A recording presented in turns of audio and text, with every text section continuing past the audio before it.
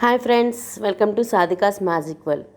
ఈరోజు నేను snack item చూపిస్తున్నాను అండి. సొరకాయ వడలు లేదా సొరకాయ రొట్టె. ఇది ఎలా చేయాలో చూపిస్తున్నాను. ఇప్పుడు నేను సొరకాయ తీసుకున్నాను, అది చక్కగా తురిమేసుకుంటున్నాను.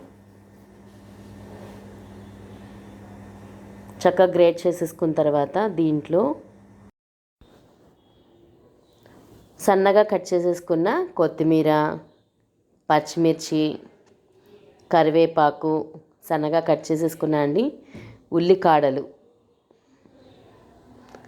ఉప్పు,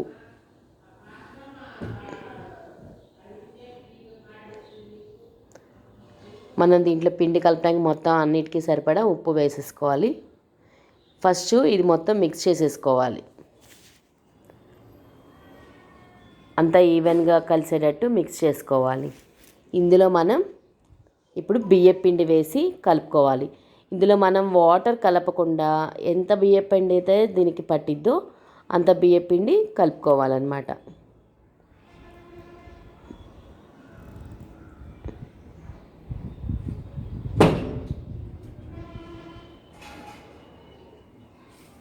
ఇప్పుడు ఈ బియ్యపిండి మొత్తం మిక్స్ చేసేసుకొని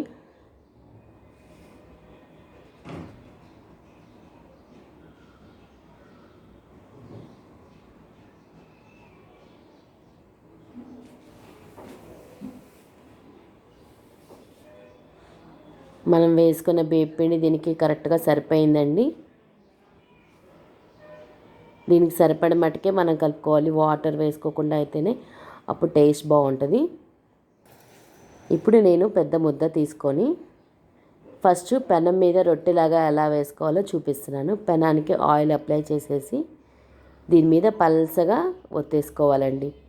చాలా పల్చగా, ఎంత పల్చగా ఒత్తుకుంటే అంత బాగుంటుంది అన్నమాట టేస్టు.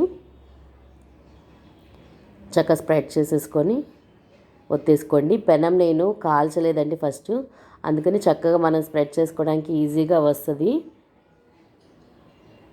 హోల్స్ పెట్టుకుంటే మధ్యలో కూడా బాగా ఫ్రై అవుతుంది అన్నమాట, అక్కడ క్రిస్పీగా వస్తుంది.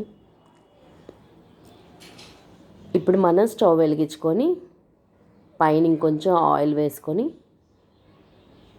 అది ఎర్రగా ఫ్రై చేసుకుంటే సరిపోతుంది.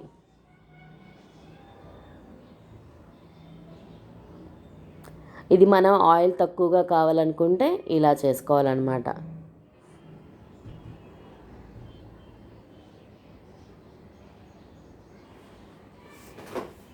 ఆయిల్ ఎక్కువ లేకుండా కొంచెం మీడియం ఫ్లేమ్లో ఎక్కువసేపు ఎర్రగా వచ్చేలాగా కాల్చుకుంటే చాలు. ఇది టేస్ట్ చాలా బాగుంటుందండి, పిల్లలు కూడా బాగా ఇష్టపడతారు. ఈవినింగ్ స్నాక్స్ లాగా చేసుకోవచ్చు, మార్నింగ్ బ్రేక్ఫాస్ట్ లాగా చేసుకోవచ్చు, ఎలాగైనా చేసుకోవచ్చు.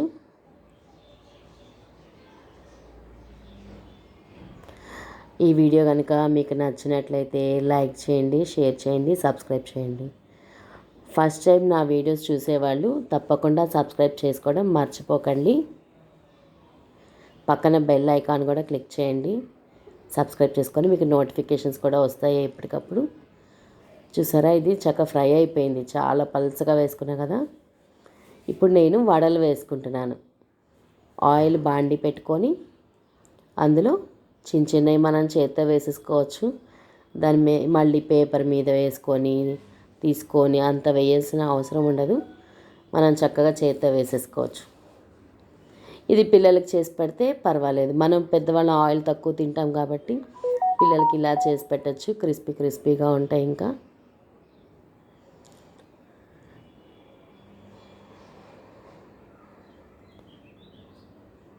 అయిపోయింది చూసారా.